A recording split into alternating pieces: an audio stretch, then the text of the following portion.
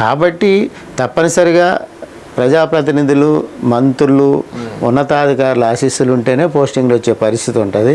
ఇంకా కింద స్థాయికి వెళ్తే ఆ శాసనసభ్యుడు ఆ నియోజకవర్గాన్ని ఏ పరిస్థితుల్లో నియంత్రిస్తున్నాడో కూడా చెప్పుకోవాలంటే చాలా ఆందోళన కలిగే అంశాలు కూడా ఉంటాయి దాంట్లో. కాబట్టి రామకృష్ణారావు గారు ఒక చీఫ్ సెక్రటరీగా, ప్రభుత్వ ప్రధాన కార్యదర్శిగా మంచి ఆలోచనతోటి ఆ సర్క్యులర్ రిలీజ్ చేయటం, అదేవిధంగా ఐఏఎస్లు, ఐపీఎస్లు, ఉన్నతాధికారులు గౌరవం పెంచుకునే విధంగా ప్రవర్తించాలని కోరటం తప్పులేదు, మంచి ఆలోచన. కానీ అది ఎంత మట్టికి సక్సెస్ అవుతుంది, ఏ విధంగా సక్సెస్ అవుతుంది అనేది మనం కూడా గమనించాల్సింది. ముఖ్యమంత్రి గారి దగ్గర ఏదో ప్రధానంగా ఉండి బాధ్యతల్లో ఓ చీఫ్ సెక్రటరీ కాకపోయినా కూడా కింద స్థాయి అధికారిగా ఉన్న నేపథ్యం ఉన్న అధికారి పెత్తనం కూడా రాష్ట్ర స్థాయిలో కొనసాగే పరిస్థితి ఉంటుంది.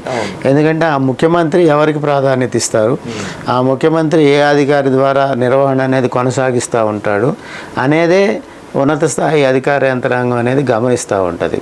గతంలో బీఆర్ఎస్ ప్రభుత్వంలో ఐఏఎస్లు, ఐపీఎస్లు కేసీఆర్ గారి యొక్క ఆశీస్సులు తీసుకున్నా, ఈ ప్రభుత్వం మారిన తర్వాత ఇప్పుడున్న ముఖ్యమంత్రి ఆశీస్సులు తీసుకున్నా, ఇప్పుడు 4 గోళ్ల మధ్య ఎవరు చూసే పరిస్థితి కాదుగా. ఎంతోమంది తీసుకుంటారు ఉన్నతాధికారులు ఆశీస్సులు, కాబట్టి అది బయటకు కనపడదు. ఇది వేదిక మీద ముఖ్యమంత్రి నేరుగా కలిసే పరిస్థితి లేదు కాబట్టి కలవలేని వాళ్ళకి, అవకాశం లేని వాళ్ళు భావవేదికం పెరిగి నీకు ముఖ్యమంత్రి యొక్క ఆశీస్సులు తీసుకునే పరిస్థితిలో అధికార యంత్రాంగం ఉంటుంది.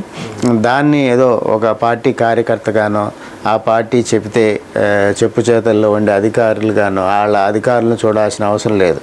ఆశీస్సులు తీసుకున్నా తీసుకోపోయినా, పాదాలకు నమస్కరించకపోయినా ఆ ఉన్నతాధికారి, ఆ ప్రభుత్వం, ఆ పార్టీ అధికారంలో ఉన్నంతకాలం వాళ్ళు చెప్పిన విధంగానే పనిచేయాల్సిన ఉంటుంది. ప్రస్తుతం ఉన్న పరిస్థితుల్లో, రాజకీయ నేపథ్యంలో, ప్రభుత్వాలు కొనసాగే పరిస్థితుల్లో. కాబట్టి అది ఆ యొక్క ఉన్నతాధికారులు అవమానపడినట్టుగా కూడా మనం భావించాల్సిన అవసరం లేదు.